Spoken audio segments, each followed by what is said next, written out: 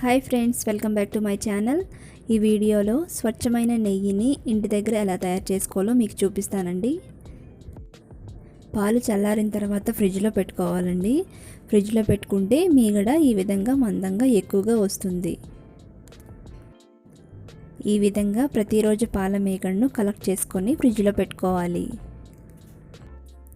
ఒక 5 రోజులు కానీ లేదా వారం రోజుల పాటు మీగడను ఉంచి తర్వాత వెన్నని తీసుకోవాలండి.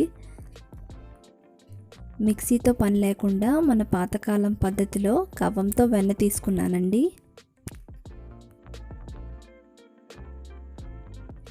వీడియోలో చూపించిన విధంగా కవ్వంతో ఇలా తిప్పుకోవాలి.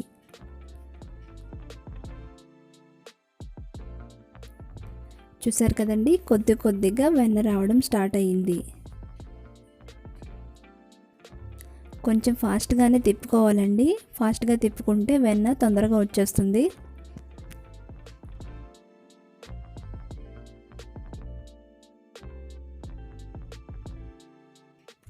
తర్వాత ఇందులో ఫ్రిడ్జ్లో పెట్టుకున్న చల్లని నీళ్ళు వేసుకోవాలండి.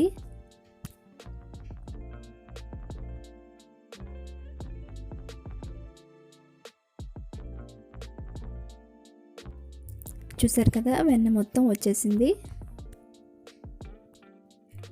ఇలా ఈజీగా మనం వెన్నని తీసుకోవచ్చండి.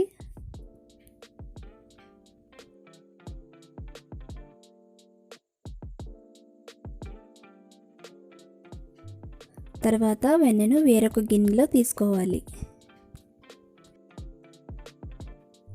వెన్న తీసుకున్న తర్వాత వెంటనే మనం నెయ్యి మరిగించుకోవచ్చండి, లేదా ఫ్రిడ్జ్లో పెట్టుకొని నెక్స్ట్ డే మరిగించుకోవచ్చు.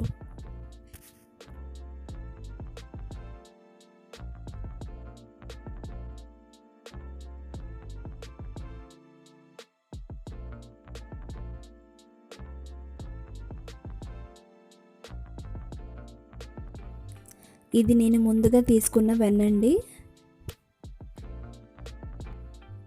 స్టవ్ ఆన్ చేసుకొని స్టవ్ పై కడాయి పెట్టుకోవాలి. ఇది దలసరిది తీసుకోవాలండి, లేదంటే మనం నెయ్యి మరిగించేటప్పుడు అడుగంటేస్తుంది. కడాయి కాస్త వేడైన తర్వాత మేగడను అందులో వేసుకోవాలి. మనం తీసుకున్న వెన్న క్వాంటిటీ బట్టి కడాయి అనేది పెద్దది తీసుకోవాలండి, లేదంటే అది మరుగుతున్నప్పుడు అంతా బయటికి పొంగిపోతుంది.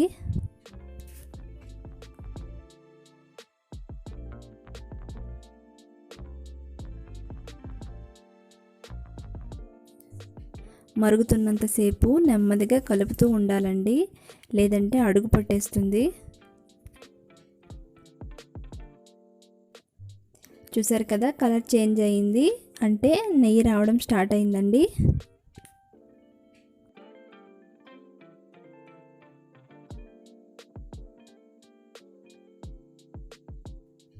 నెయ్యి మరుగుతున్నప్పుడు అందులో సోఫ్ కానీ లేదా కరివేపాకు కానీ లేదా తమలపాకులు కానీ వేసుకుంటే మంచిదండి.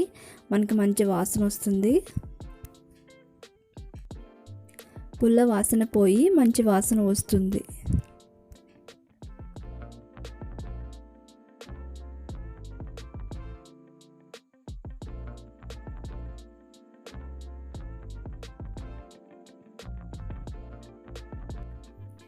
చూసారు కదా, నెయ్యి ఎలా వస్తుందో.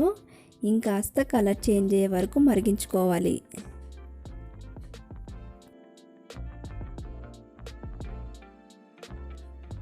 ఈ కలర్ వచ్చే వరకు మరిగించుకుంటే నెయ్యి అనేది కరెక్ట్గా తయారైపోతుందండి.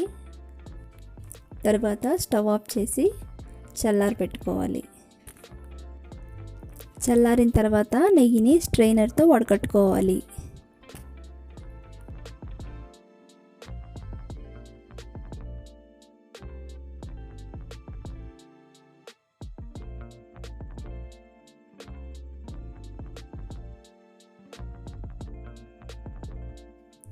నెయ్యి మరిగిన తర్వాత మిగిలిన దాంట్లో షుగర్ వేసుకొని తింటే చాలా బాగుంటుందండి.